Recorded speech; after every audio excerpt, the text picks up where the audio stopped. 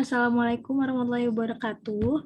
Kami dari kelompok 6 akan mempresentasikan materi tentang pengauditan kas dan instrumen keuangan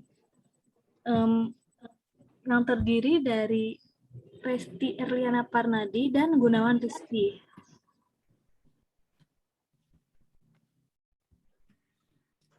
Audit kas dan instrumen keuangan. Kas merupakan satu-satunya akun yang tidak dimasukkan dalam setiap siklus kecuali persediaan dan pergudangan. Kas merupakan hal yang penting bagi auditor, terutama karena besarnya potensi kecurangan atau karena kemungkinan terjadinya kesalahan yang tidak disengaja. Instrumen keuangan yang meliputi investasi dalam sekuritas utang dan ekuitas serta instrumen derivatif bervariasi secara signifikan pada masing-masing klien, mulai dari persentase aset yang kecil untuk perusahaan manufaktur hingga persentase aset yang besar untuk institusi keuangan. Penilaian instrumen keuangan dapat menjadi kompleks akibat adanya standar akuntansi dan mungkin memerlukan jasa spesialis.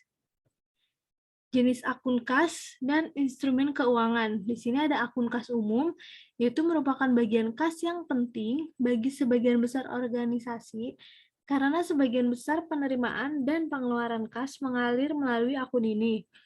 Lalu ada akun impres. Perusahaan membuat akun penggajian impres yang terpisah untuk meningkatkan pengendalian internal pengeluaran penggajian.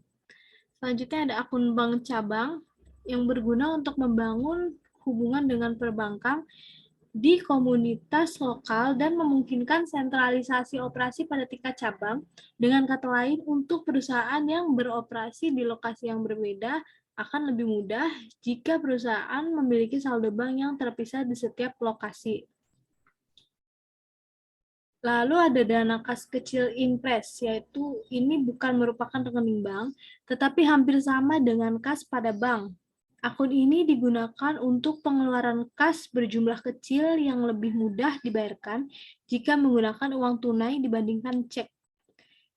Selanjutnya ada ekuivalen kas. Perusahaan seringkali menginvestasikan kelebihan kas yang diakumulasikan selama bagian tertentu dari siklus operasi yang akan diperlukan dalam waktu dekat dan bisa disebut ekuivalen kas yang bersifat jangka pendek dan sangat liquid. Lalu instrumen keuangan mencakup investasi dalam sekuritas yang dapat diperdagangkan seperti sekuritas utang dan ekuitas, instrumen derivatif, dan aktivitas lindung nilai atau hedging. Kas di bank dan siklus transaksi. Dalam audit atas kas, auditor harus membedakan antara verifikasi rekonsiliasi saldo laporan bank oleh klien dengan saldo buku besar, dan verifikasi bahwa pencatatan kas dalam buku besar merefleksikan dengan benar seluruh transaksi yang terjadi sepanjang tahun. Verifikasi rekonsiliasi klien ke akun saldo bank dan buku besar itu lebih mudah, tetapi bagian terpenting dalam total audit dalam perusahaan adalah adanya verifikasi bahwa pencatatan transaksi kas dilakukan dengan benar. Salah saji berikut ini menghasilkan kesalahan dalam pembayaran atau menyebabkan kesalahan dalam penerimaan kas, tetapi tidak satu pun dapat ditemukan dalam audit kas rekonsiliasi bank. Yang pertama ada kesalahan dalam menagih konsumen. Yang kedua ada pencurian kas dengan menghambat pembayaran kas dari konsumen sebelumnya dicatat dengan akun dianggap sebagai piutang tak tertagih. Lalu ada duplikasi pembayaran faktur vendor, pembayaran tidak benar atas biaya pribadi pejabat perusahaan, pembayaran atas bahan baku yang tidak pernah diterima, pembayaran atas karyawan lebih besar daripada jam kerja aktualnya, lalu pembayaran atas bunga pada pihak luar, jumlahnya lebih besar dibandingkan tingkat bunga sebenarnya. Seluruh jenis salah saji biasanya ditemukan sebagai bagian dari pengujian atas rekonsiliasi bank. Hal ini meliputi kesalahan dalam memasukkan cek yang tidak dicairkan di dalam daftar cek beredar, meskipun telah dicatat dalam jurnal pengeluaran kas. 2.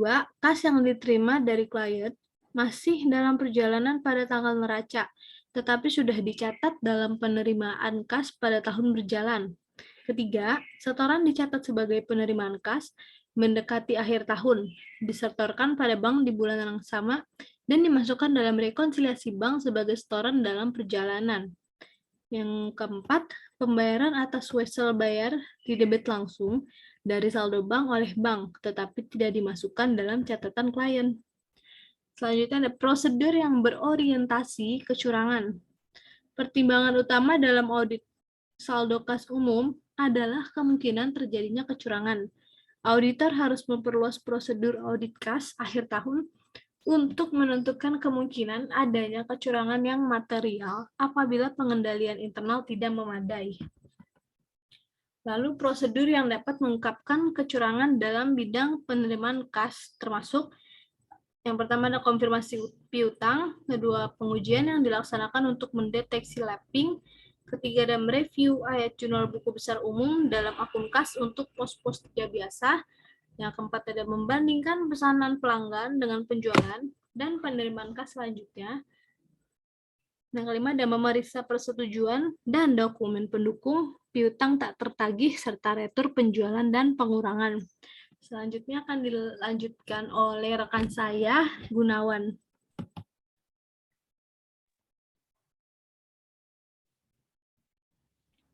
Baik, A. Memperluas pengujian rekonsiliasi bank. Bukti kas. Auditor menggunakan bukti kas untuk menentukan apakah hal-hal berikut telah dilakukan. Yang pertama, semua penerimaan kas yang tercatat telah disetorkan. Semua setoran di bank dicatat dalam catatan akuntansi. Semua pengeluaran kas yang tercatat telah dibayarkan oleh bank. Semua jumlah yang telah dibayar oleh bank dicatat. Penerimaan bukti kas adalah pengujian atas transaksi yang tercatat. Sementara rekonsiliasi bank adalah pengujian atas saldo kas pada suatu waktu tertentu. Bukti kas merupakan metode jitu untuk membandingkan penerimaan dan pengeluaran kas yang tercatat dengan rekening bank dan dengan rekonsiliasi bank. Next.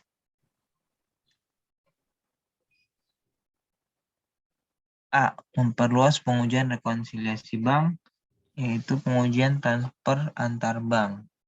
Untuk menguji kiting serta kesalahan tidak sengaja dalam mencatat transfer antar bank, auditor dapat mendata semua transfer antar bank yang dilakukan beberapa hari sebelum dan setelah tanggal neraca dan menelusuri masing-masing catatan akuntansi agar pencatatannya benar. Terdapat beberapa hal yang sebaiknya diaudit dalam schedule transfer bank, yaitu yang pertama, ketepatan informasi di schedule transfer antar bank harus diverifikasi. Kedua, transfer antar bank harus dicatat baik dalam laporan bank yang menerima maupun bank yang mengeluarkan. Ketiga, tanggal pencatatan pengeluaran dan penerimaan dari setiap transfer harus berada dalam tahun fiskal yang sama. Yang keempat, pengeluaran dalam schedule transfer antar bank harus dimasukkan dalam atau dikeluarkan dari rekonsiliasi bank akhir tahun dengan benar sebagai cek yang beredar. Yang kelima, penerimaan dalam schedule transfer antar bank harus dimasukkan dalam atau dikeluarkan dari rekonsiliasi bank akhir tahun dengan benar sebagai setoran dalam perjalanan. Audit atas akun instrumen keuangan. Next. Baik, ini dia tujuan audit yang berkaitan dengan saldo dan perbandingannya prosedur pengujian atas rincian saldo yang umum. Instrumen keuangan. Oke, lanjut metodologi untuk mengaudit instrumen keuangan akhir tahun.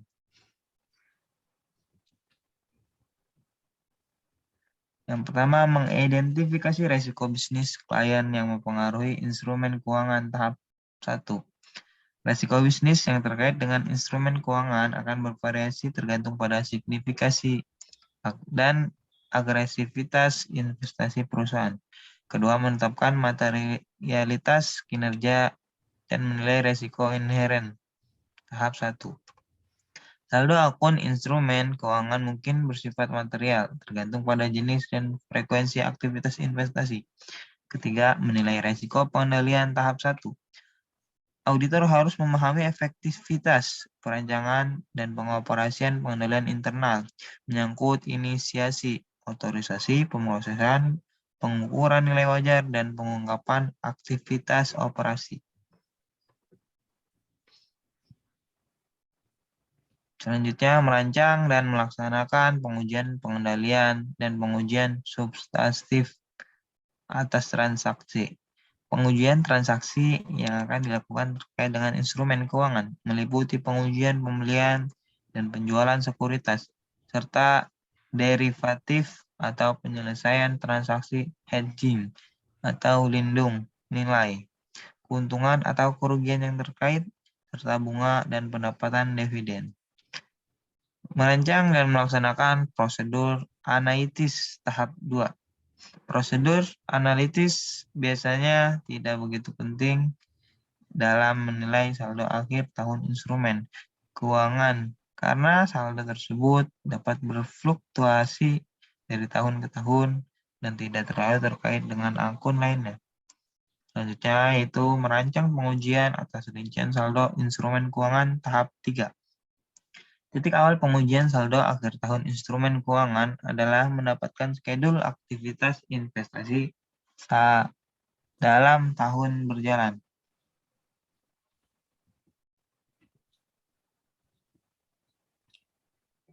Selanjutnya ada pertanyaan dari beberapa kelompok. Ini ada pertanyaan dari kelompok 1. Pertanyaannya, jelaskan hubungan antara penilaian awal risiko pengendalian, pengujian pengendalian, pengujian substansif transaksi untuk penerimaan kas, dan pengujian rinci saldo kas. Jawabannya, hubungan terlihat dari prosedur pengukuran risiko dilakukan untuk menilai risiko salah saji material dalam laporan keuangan. Auditor melakukan pengujian pengendalian, pengujian substansif transaksi, prosedur analitis, serta pengujian atas perincian saldo dalam melakukan penilaian terhadap salah saji material sebagaimana diharuskan dalam PSA 26 SA 350. Gabungan dari keempat jenis prosedur audit lanjutan ini akan memberikan dasar bagi opini auditor. Bagian terbesar dari prosedur pengukuran risiko dilakukan untuk mendapatkan suatu pemahaman atas pengendalian internal, serta digunakan untuk mengukur risiko pengendalian untuk setiap tujuan audit terkait transaksi. Auditor memverifikasi pencatatan dan pengikhtisaran transaksi penjualan dan penerimaan kas dengan melakukan pengujian substansif transaksi, di mana auditor dapat melakukan pengujian pengendalian secara terpisah dari semua pengujian lainnya. Namun seringkali lebih efisien untuk melakukan bersamaan dengan pengujian substansif transaksi. Metodologi untuk mengevaluasi risiko pengendalian akan diterapkan baik pada penjualan maupun penerimaan kas dalam audit piutang dagang. Pengendalian yang elektif akan mengurangi risiko pengendalian dan demikian pula jumlah bukti yang diperlukan untuk pengujian substantif transaksi dan pengujian terperinci saldo akan berkurang. Sebaliknya, pengendalian yang tidak memadai akan menaikkan jumlah bukti substantif yang diperlukan. Selanjutnya ada pertanyaan dari kelompok 2. Hubungan antara penilaian awal risiko pengendalian, pengujian, pengendalian, dan pengujian substantif transaksi untuk pengeluaran kas dan pengujian rinci saldo kas. Berikan satu contoh di mana kesimpulan yang dicapai tentang pengendalian internal dalam pengeluaran kas akan berpengaruh terhadap pengujian saldo kas. Jawabannya itu, kesimpulan yang dicapai tentang pengendalian internal dalam pengeluaran kas mempertimbangkan komponen pengendalian internal. Yang pertama, lingkungan pengendalian pemahaman tentang bagaimana manajemen bertanggung jawab atas penggunaan sumber daya. Lalu, penilaian risiko manajemen terhadap kemampuan perusahaan dalam memenuhi kebutuhan kas untuk transaksi pembelian. Yang ketiga, penilaian awal atas risiko pengendalian auditor dapat melaksanakan beberapa pengujian pengendalian secara bebarengan. Pertanyaan dari kelompok 3, Apa yang dimaksud dengan akun Impress untuk operasi cabang? Jelaskan tujuan penggunaan akun bank semacam ini. Nah, akun Impress untuk operasi cabang adalah rekening yang digunakan untuk membuat sejumlah kas tertentu tersedia bagi tujuan terbatas yang berbeda di tiap lokasi. Rekening atau akun bank Impress berfungsi sebagai rekening clearing untuk sejumlah besar cek atau jenis tertentu. Tujuan dari penggunaan akun bank semacam ini sebagai salah satu bentuk pengendalian kas dalam akuntansi perusahaan. Hal ini dikarenakan pembentukan rekening penagihan pada lokasi yang strategis dan dapat mempercepat arus kas ke dalam perusahaan dengan memperpendek waktu antara pengiriman pembayaran dari pelanggan dan penggunaan kas oleh perusahaan. Pertanyaan dari kelompok 4, mengapa rekonsiliasi bulanan akun bank oleh seseorang yang independen merupakan pengendalian internal yang penting atas saldo kas? Individu mana yang biasanya dipandang independen untuk tanggung jawab ini? Nah, karena dalam pemeriksaan rekonsiliasi bulanan akun bank, kita memeriksa atau mencocokkan akun-akun yang penting dan berhubungan akan saldo kas. Sehingga, dalam pengendalian yang baik untuk mengurangi resiko kesalahan pihak independenlah yang merupakan seseorang yang tepat. Individu yang dianggap independen dalam hal ini adalah auditor independen di luar perusahaan atau bank.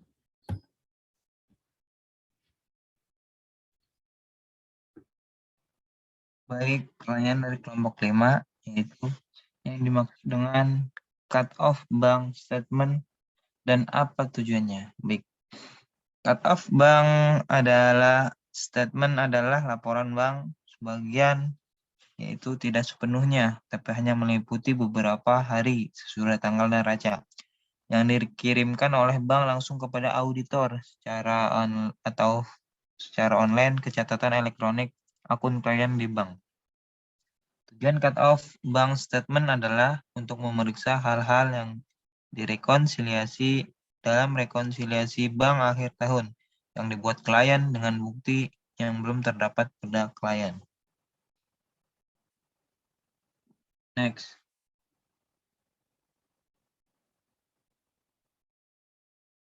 Nah, pertanyaan dari kelompok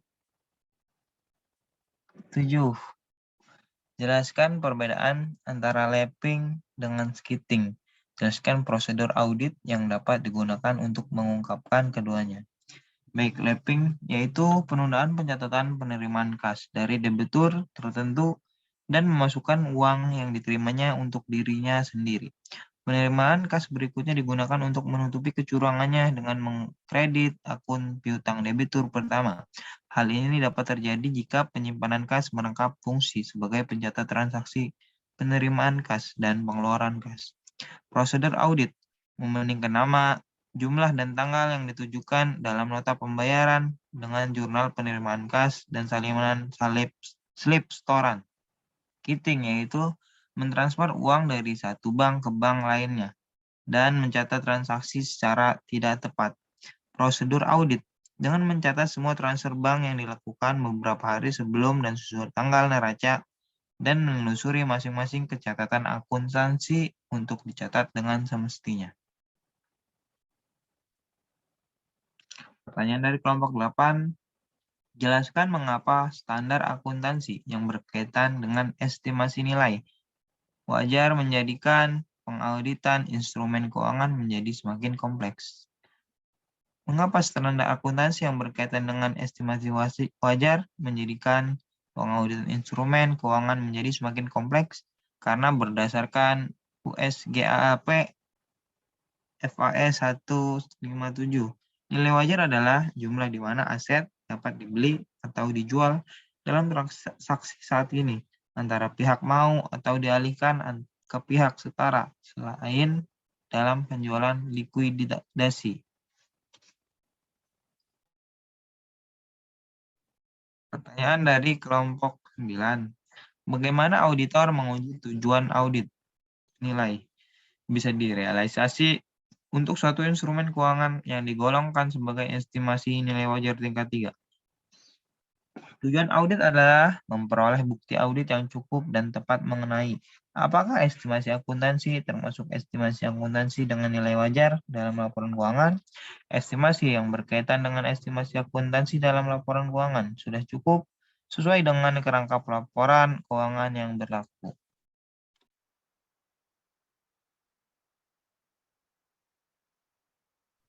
Sekian dari kelompok kami. Kurang lebihnya mohon maaf. Wassalamualaikum warahmatullahi wabarakatuh.